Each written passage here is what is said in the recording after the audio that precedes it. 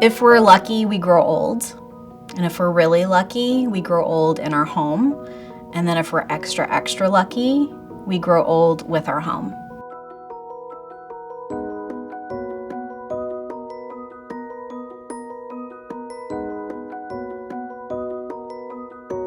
We were in the middle of implementation of our 500 projects here in Shelby County, and gaining all of this knowledge, all of this experience, putting our own systems in place, our evaluation program.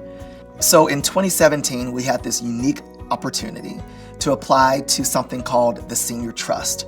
And so with another 12 Habitat affiliates representing 28 counties in Tennessee, we did apply for Senior Trust funding and received a $13.5 million grant to launch our statewide Aging in Place initiative.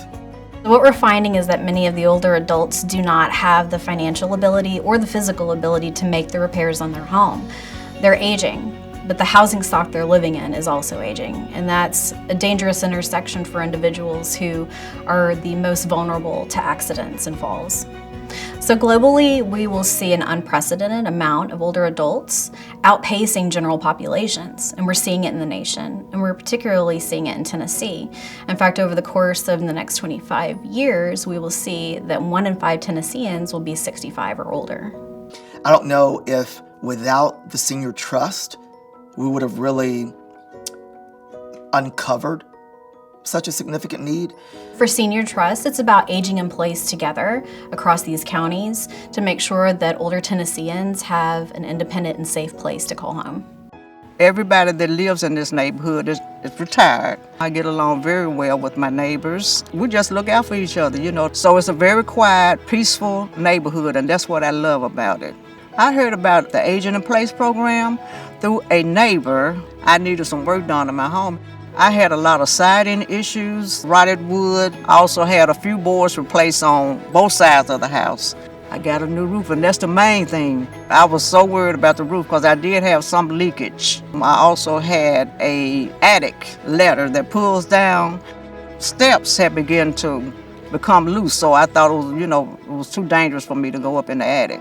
But after that new attic stairs was installed, I was able to go up there without worrying about slipping or the ladder going up on me, and I'm stuck in the attic and nobody to call, so I'm really thankful for that. You know, you always want your bathroom to look up to par. The toilet is chair height, so it was easy for me, to get up and down from. I was having problems with the faucet. You got to stand there for at least 5 minutes because the water was coming out so slowly, so that was embarrassing. So I had that fixed also. I also have a shower chair. I'm not afraid to fall now. I can hold on to the handicap bars. So I got a chance to use my new shower, and I believe I stayed in there an hour. It was the best shower I ever had. My bathroom is more functional now, and I feel more comfortable now. Whenever I want to take a bath, I can always reach up to the bar and lift myself up. My independence is very important to me. I can do it on my own, and that's what I want to do. I want to be able to do things on my own instead of asking and calling for help to do it. I really did love meeting Miss Gwen. It felt good to hear someone who can really expound on the impact of the repair, but also on sort of their comfort level and stress level being lessened and not feeling so anxious and worried about how she was going to take care of that. If I hadn't had Habitat, I was going to have to try to just take out a loan to at least get my roof done, because that was my really main concern, my roof. What worries me the most is that there are so many folks calling every day who have that same stress level and that same concern of Miss Gwen, and I want to help every one of them. It doesn't feel good leaving thousands of older homeowners without the help that they need and deserve. But it feels amazing when you can serve hundreds a year or just have one conversation like I did today with a client who is just so grateful and can really articulate the benefit of the repairs that we did. Now I feel so much at ease. I am so thankful, I really am, to have a new attic, a new bathroom. The outside looks great. I am so thankful to Habitat for that. I really am. So in addition to the repairs that we're providing, we're also providing internal accessibility modifications. But what that means, it could be just a very simple grab bar next to a toilet or a handrail next to the porch. And that helps that individual get in and out safely, carrying groceries, or maybe even doing daily activities, which we also measure. We've lived here 18, 19 years, and it's a great place to live. We live actually in my mother's house. After she passed, we moved up here. It's 70 years old. Has had a lot of wear and tear on it. Roof was leaking. It's in the house, Everywhere. porch, everywhere. It was about to fall in. Really, truly, it was about to fall in. Yeah, it was propped up with 2x4s all the way around. Anytime you could walk out the door and get wet, it was pouring down from the door. Every time they say it's going to rain, I just panicked because I thought, well, I don't know if it's going to cave in or not. We did a home assessment. First thing we saw was the front porch was pretty much caving in. The carport, the screen porch was rotted out through termites and water damage over the years, which is going to cause sinking foundation and house settling issues more than what they had. Habitat made it very, very easy. Chris came out and brought the forms, and all we had to do is look them over, sign, and wait. But when they got here, they did very well. Yeah, every day we'd peek out the windows to see what they were doing. I peeped out all the time and waited. You know, I'm not a trained sociologist, I'm not a trained medical caseworker, but I can come in and look at the structure of a home and say, here's what we need to repair. It's going to holistically help the family, not just on the structure, but in their lifestyle. So once we leave, they're still being taken care of. Well, I'm disabled, and I couldn't get up and down the porch here, and they arranged for us to get a ramp put in, which now I can get in and out easily. I've got a handicapped van, so now I can get up and go to the store. Something I can do to get away from her, and she can get away from me for a little bit too.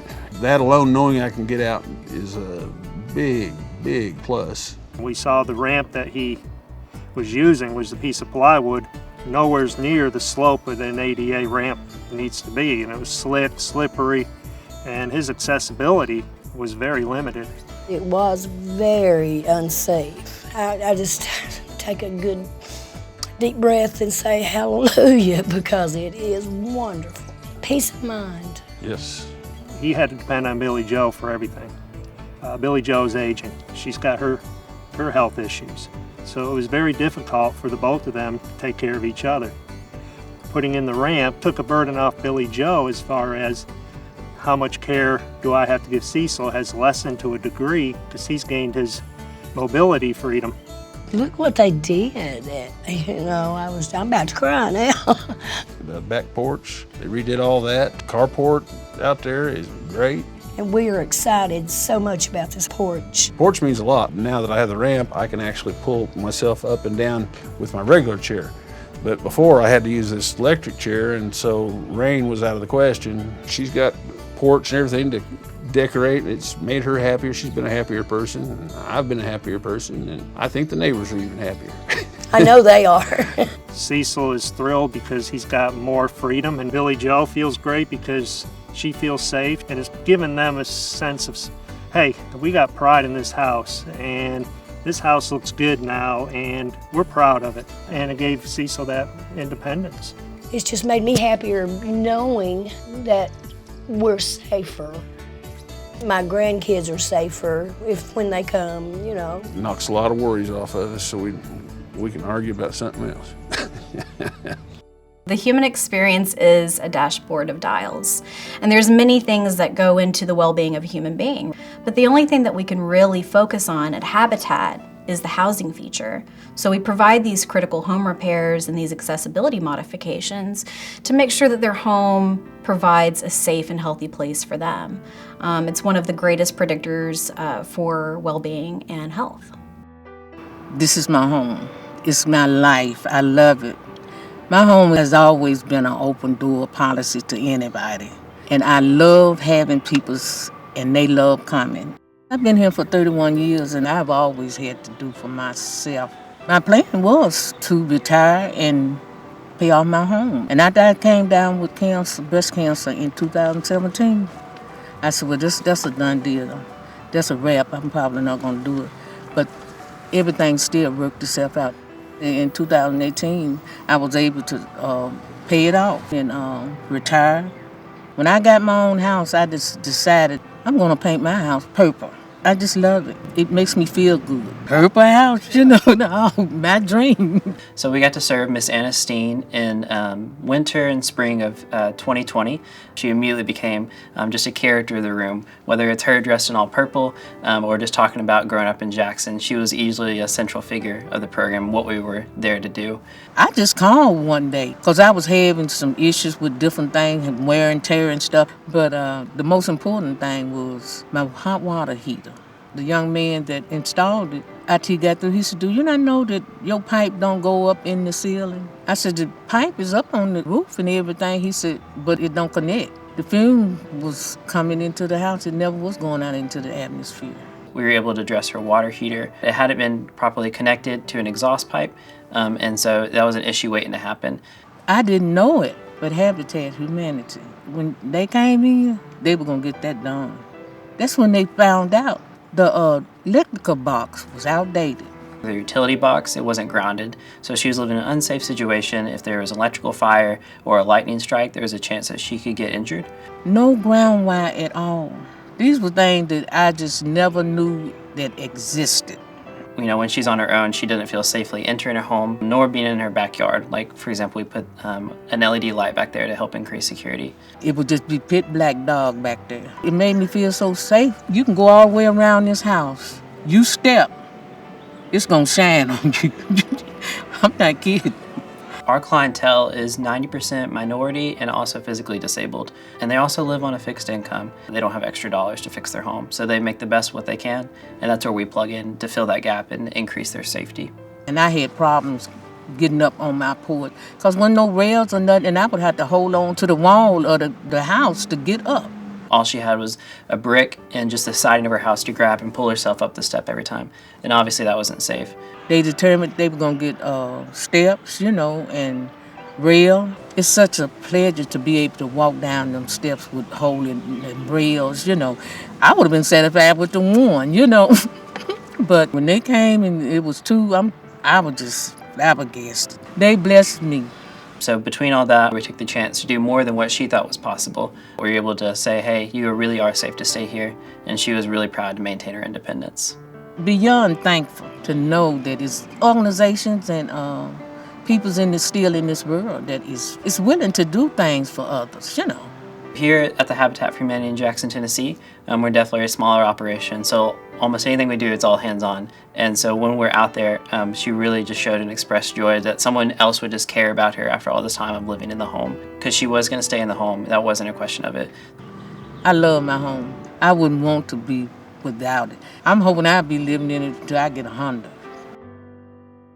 So when our home is not adapted to our aging bodies, we could experience preventable falls, right?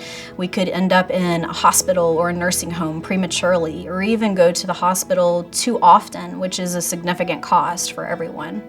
We see all the time that the home that we're repairing is one that's been in the family for generations. The idea of having that house and being able to pass it on to the next generation is hugely important to these families. They're proud of it. They should be. And it's an asset that they absolutely want to pass on to their next generation. I grew up here in Laverne. I've been here all of my life, 68 years. I wouldn't want to live anywhere else. This is my mother's home. My grandparents lived across the street, and the pastor of the church, which was my grandfather, he built this home for my mother back in the 60s. She passed away, and she left the house for me and my brother. I heard about Habitat Humanity through some church people. They had called and said, you need some repairs done on your house. One commode didn't want to flush good. I would have to flush it 2 or 3 times.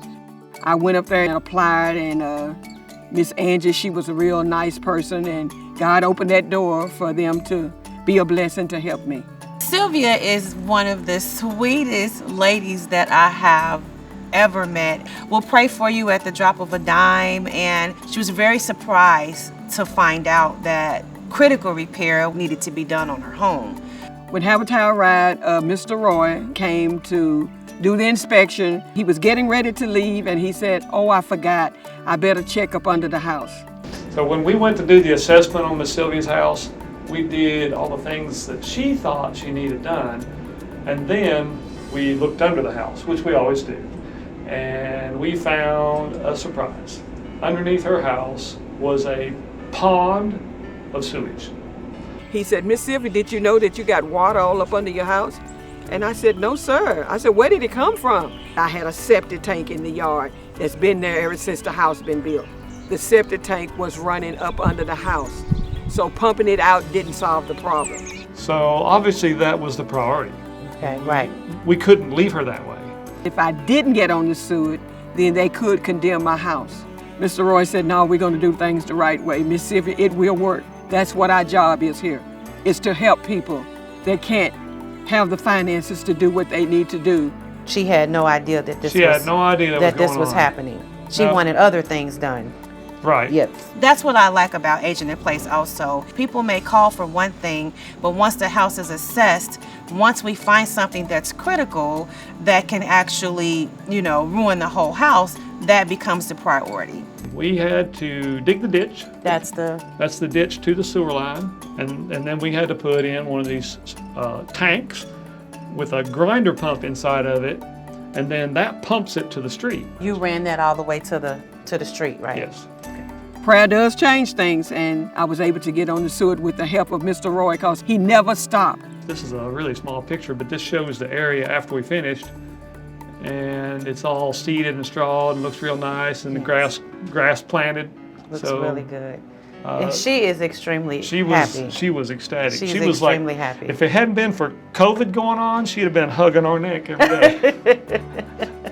They saw a need that needed to be done for me, and I couldn't afford to get it done myself. But they, with the grace of God, they kept on till I got it done. And I appreciate them for everything that they done for me. She's doing everything she can to hold on to her home, and I'm just happy that Aging in Place was able to help her to be able to do that. You could have just walked away, said we don't have enough money, but y'all was right there for me. You didn't give up on me. Been through a lot in my life and they done give up on me, but they never gave up on me, and that's when I know, God does answer prayer. I don't want to move. I want to be here till the day I die. It's home. For many of their clients, Habitat was the only option. And in many of the clients I speak with, they have nowhere else to go. Some have family members they could move into, with some have housing options, but most of the time they would just have to stay in the house.